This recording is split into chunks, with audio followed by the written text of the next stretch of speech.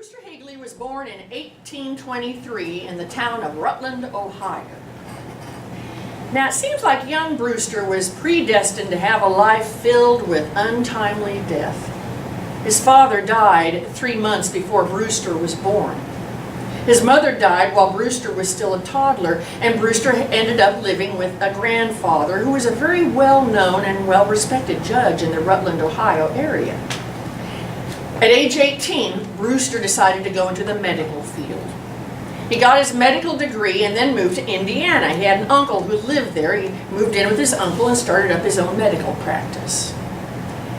In 1849, Dr. Higley married his first wife, Maria. Maria and Brewster had one child. Unfortunately, 2 days after the baby was born, the baby died. 2 years after that, Maria died from an epidemic that was going through the area. Several years passed. 1853, Brewster marries his second wife, Eleanor.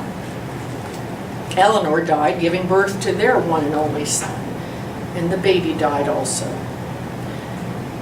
More years passed. 1856, and Brewster marries his third wife, Cutrer. Now, it seems like Catherine was much healthier than the other two wives. She gave birth to 2 healthy children, a boy and a girl, but 2 years after the second baby was born, Catherine met up with an untimely accident and died from the injury she received.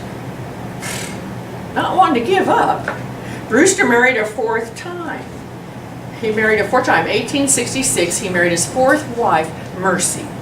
Now, Mercy was a widow with one son, and I think this is probably more of a marriage of convenience than true love. Mercy needed a father for her son and some financial support, and Brewster needed a mother for his children. But from reports of neighbors back then, there was a lot of yelling and screaming coming out of that house by the 2 adults. It was not a happy marriage. To make matters worse, Brewster's medical practice started to fall off. He was losing money, and he had debts from all those funerals from the other wives. Things were getting pretty hard, so bad that at one point Brewster moved the family into a log house with a dirt floor, and for a while they had nothing to live on but cornmeal. You know, when things get hard, sometimes drinking takes over, and Brewster started drinking heavily. Things were bad. Sometime in 1871, something must have snapped in Brewster, because all of a sudden he packed up his 2 children, his boy and his girl, and sent them off to live with relatives in Springfield, Illinois. And then Brewster packed up his belongings and left town for parts unknown. No forwarding address given. Most people figured he was trying to get away from entanglements with the widow and her son. He hid himself well. Mercy tried to find Brewster, put ads in the paper, but to no avail. And so she finally gave up and divorced him. Now, this is where the state of Kansas comes into the picture. In the summer of 1871, Brewster surfaces in north central Kansas in Smith County. He's taking advantage of the Homestead Act. You can get some free land, not free, but cheap land, like 160 acres for a very minimal price. Brewster, when he first moves out there, has to live in a dugout. Now, do you all know what a dugout is? What's a dugout? Have any idea? Basically a hole dug into the side of a hill is basically what it is. Well, he lives in that dugout at the beginning. Now, the other settlers in the area, they remember Brewster as being a bit rough looking, but polite. They could tell he was well educated. He was well spoken, and he was a bit prone to drink and melancholy, but he was a good doctor. Well, this is where Brewster made his mark on history. Sometime during that time, out in the plains of Kansas, Brewster found himself in a solitude, away from all the troubles and problems he had had in his former life.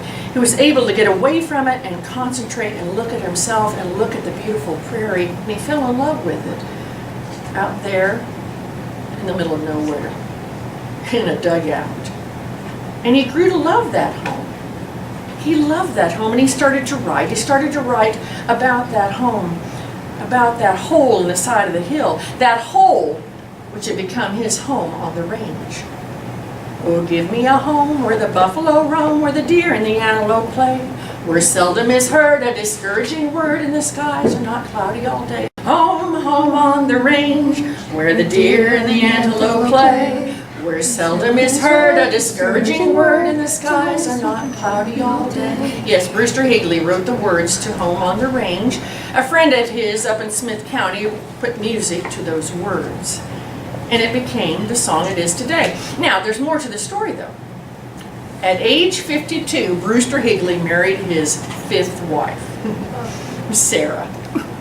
He sent for his 2 children from Springfield, and he and Sarah had 4 more children. Believe it or not, they had a long marriage, 36 years.